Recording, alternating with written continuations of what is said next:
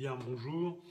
Ce tutoriel vidéo est dédié aujourd'hui toujours au chapitre pH, fabrication d'une solution tampon. Il fait suite à un tutoriel vidéo précédent qui nous présentait un premier protocole de fabrication d'une solution tampon. Nous allons voir aujourd'hui un second protocole. Je rappelle ce que c'est qu'une solution tampon. C'est une solution capable de maintenir le pH, donc d'amortir, de maintenir le pH dans des conditions où on va ajouter une petite quantité d'acide ou une petite quantité de base, voire même capable de maintenir le pH par des effets de dilution, malgré des effets de dilution. Bien. Cette solution tampon, in fine, va contenir les deux espèces d'un même couple acido-basique, donc acide conjugué, base conjuguée. Comment choisir ce couple? En se fiant au pH souhaité voulu de ce tampon. On souhaite ici par exemple une solution tampon de pH 5.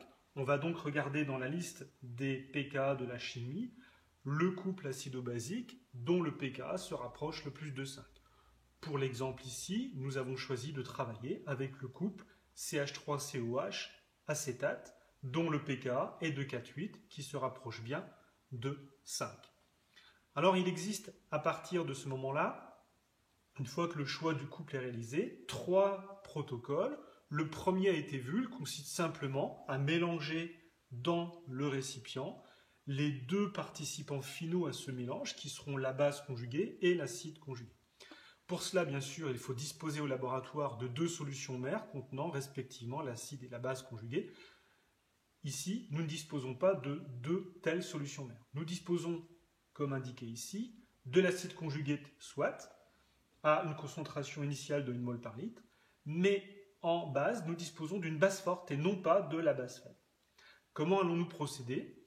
L'idée est la suivante, ça va être finalement de fabriquer in situ dans le récipient la base faible manquante au départ. Comment? Par neutralisation partielle de l'acide acétique par une quantité de soude, donc base forte.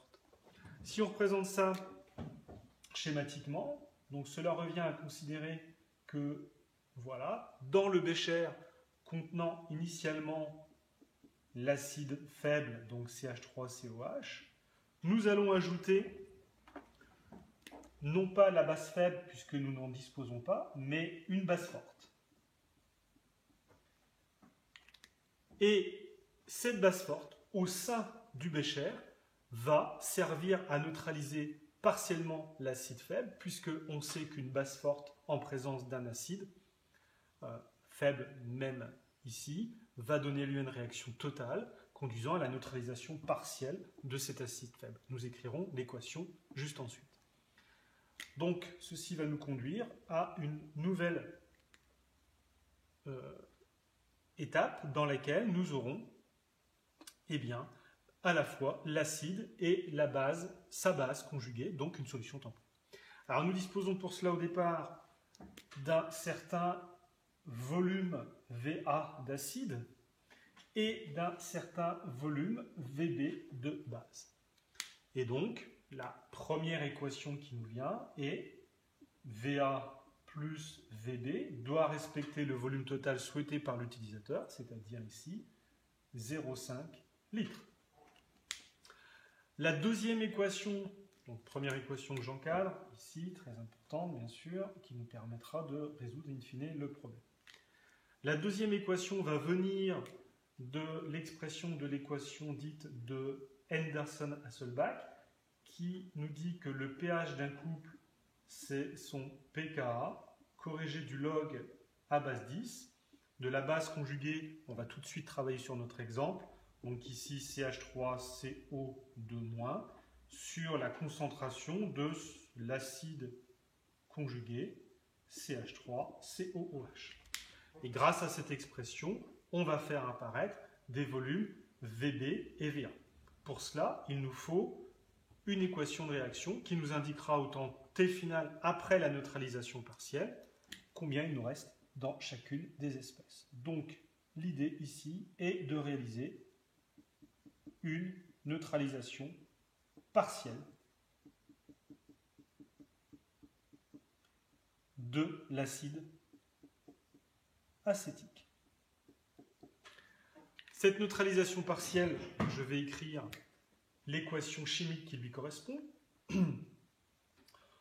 Donc, on va avoir l'acide acétique CH3COOH en phase aqueuse, qui va réagir totalement avec la base forte HO- issue de... Alors soit c'est un sel solide qui est dissous dans le récipient, soit c'est déjà une solution en phase aqueuse, mais la base forte HO- issue de la soude, bien sûr, hein, on va indiquer en phase aqueuse, réaction totale, va conduire à l'abstraction d'un proton de l'acide acétique, donc CH3CO2- va rester, et ici, de l'eau va être formée.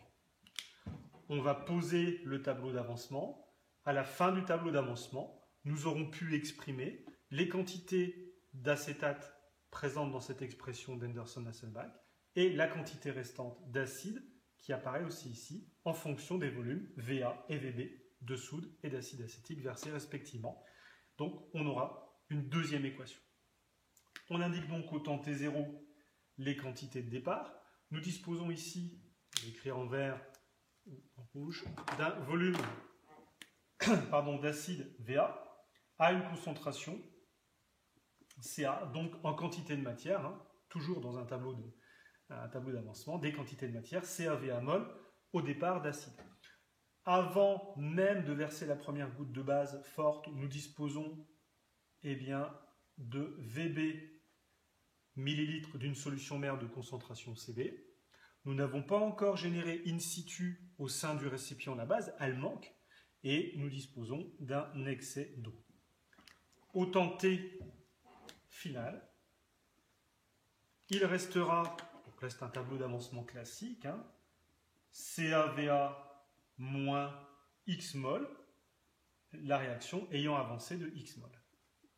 CBVB moins X mol, il sera apparu X mol et nous serons toujours en présence d'un excès d'eau.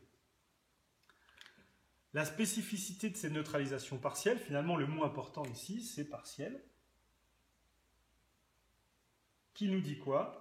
Qui nous dit que une fois qu'on a ajouté la quantité de soude, il n'en reste plus, elle n'a pas suffi à totalement neutraliser l'acide. On peut donc écrire ici égal à 0. Ce qui nous donne une valeur pour X, on va écrire ici, donc X, l'avancement de réaction une fois finie la neutralisation partielle est de CBVB. Il est donc apparu ici X égale CBVB d'acétate, on a toujours un excès ici, et il reste autant T ici en acide, ce qu'il y avait au départ, moins ce qui a disparu par neutralisation partielle, c'est-à-dire CBVB. On va donc maintenant injecter les quantités d'acétate et d'acide dans l'expression d'Henderson-Hasselbalch pour faire apparaître des volumes VA et VB et grâce à cette deuxième équation pouvoir résoudre. On a donc ici, je poursuis pKa plus log de la concentration d'acétate, c'est le nombre de moles CBVB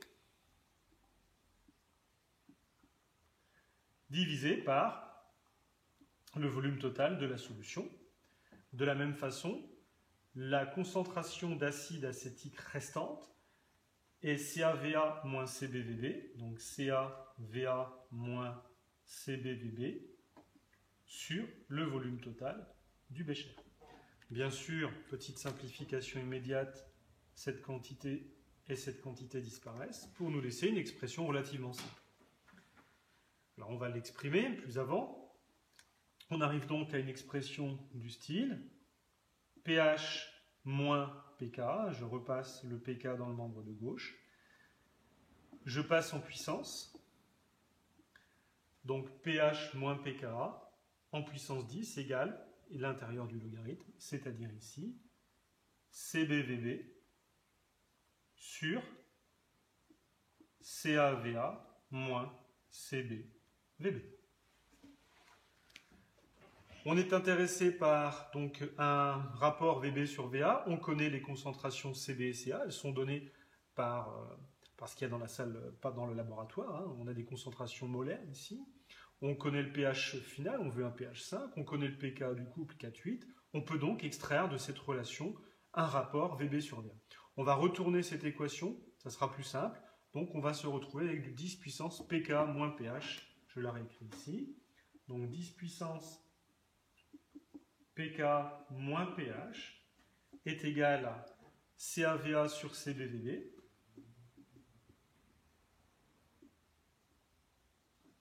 moins CBVB sur CBVB, c'est-à-dire moins 1. Autant dire que nous avons la relation VA sur VB qui s'exprime finalement par 1 plus 10 puissance pKa moins pH, entre crochets. Je refais repasser le 1 dans le membre de gauche, et je multiplie par l'inverse de VA sur VB, c'est-à-dire multiplié par CA sur CB, donc ici CB sur CA.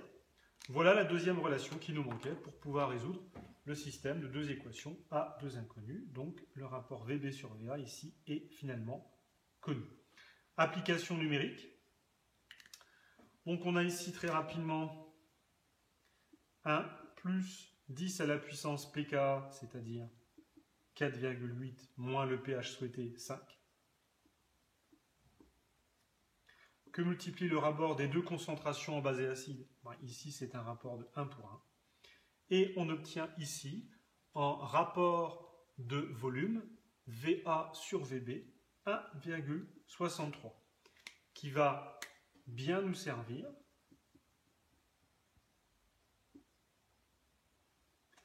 dans l'équation de départ, VA plus VB égale 0,5, pour résoudre notre système.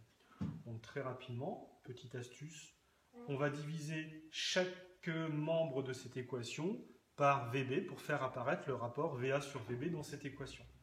Donc VA sur VB apparaît bien ici, plus VB sur VB, c'est-à-dire 1, est égal à 0,5 sur VB. Conclusion. Ici, VA sur VB plus 1, c'est 1,63 plus 1, c'est-à-dire 2,63, égale 0,5 sur VB. Donc nous obtenons un volume de base inversé de 0,5 sur 2,63, application numérique. On obtient un volume de base forte inversé de 0,197 en litres. Et par complément au volume total de 500 ml, on va devoir se servir d'un volume de 0,310 litres, donc 310 ml d'acide acétique de départ. Voilà la résolution terminée de cet exercice. Je récapitule. Pour fabriquer une solution tampon par le protocole de neutralisation partielle, premièrement, on choisit correctement son couple acide-base de sorte que son pK se rapproche au plus près du pH souhaité, 5 ici. Deuxièmement, on pose l'équation VA plus VB égale 0,5 litres puisqu'on nous impose le volume total. Et on se sert de l'équation d'Henderson-Hasselbalch dans laquelle on va faire apparaître des volumes en remplacement des concentrations ici de la base et de l'acide conjugué. Au préalable, il faut bien sûr poser le tableau d'avancement de la neutralisation partielle qui va nous indiquer les quantités restantes après neutralisation partielle de la base conjuguée et de l'acide. On obtient toujours, grâce à cette équation d'Henderson-Hasselbalch, un rapport de volume qui nous sert dans l'équation finale, VA plus VB, à résoudre le système in fine.